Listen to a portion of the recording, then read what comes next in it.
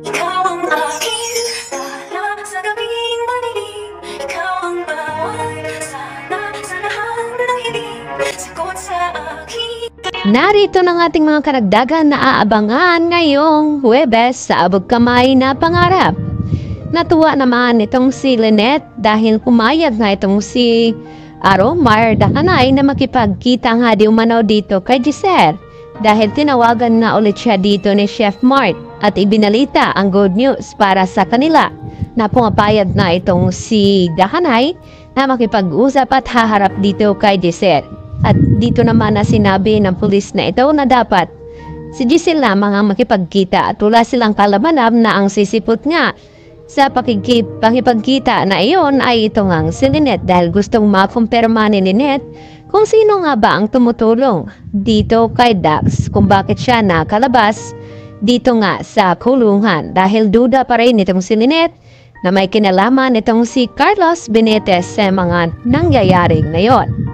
Samantala, tumawag na nga itong si Lynette dito kay Giselle at pinaalam na pupunta na nga daw siya sa restaurant kung saan yun ang kanilang pinag-usapan at humihingi naman ang pasensya itong si Giselle dahil hindi nga agad siya nakatawag dito kay Lynette upang ipaalam na natuloy nga ang kanyang pag-alis papuntang Cebu dahil sa sobrang daming ginagawa daw dito ni Giselle.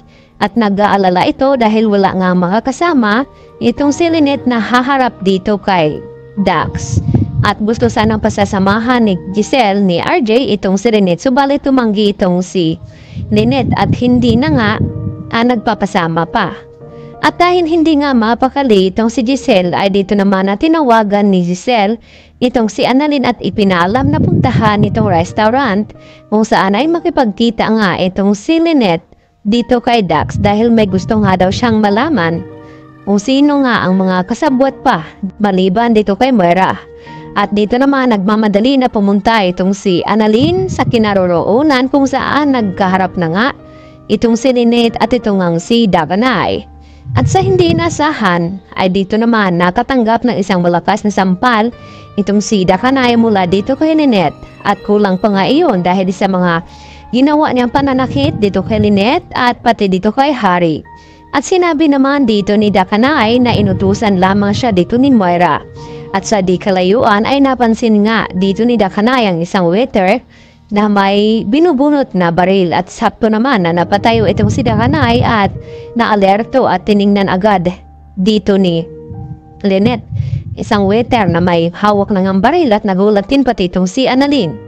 Kaya masamang balita at tumawag ang pulis dito ulit kay Giselle at ibinanita na bad news dahil wala na nga itong star witness dito kay Moira upang madiin sa kaso sa kidnapping na kinakaharap ngayon. At tuwang-tuwa naman itong si Moira dahil hindi nga sumablay itong tauhan ni Ninang na kanyang inutusan dahil hindi nga babayaran ni Ninang na iyon kapag hindi siya nagtagumpay na kinakailangan sa pool talaga itong star witness na ito.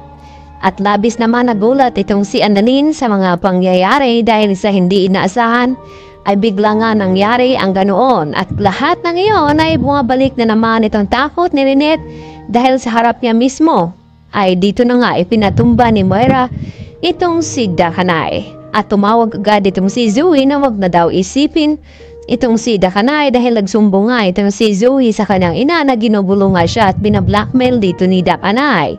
At dito naman sinabi ni Moira na huling araw na nga ngayon ni Dax na manggugulo sa kanyang anak at baka pala rin sila, baka pati daw itong si Annalyn at Lynette ay masasawi na rin.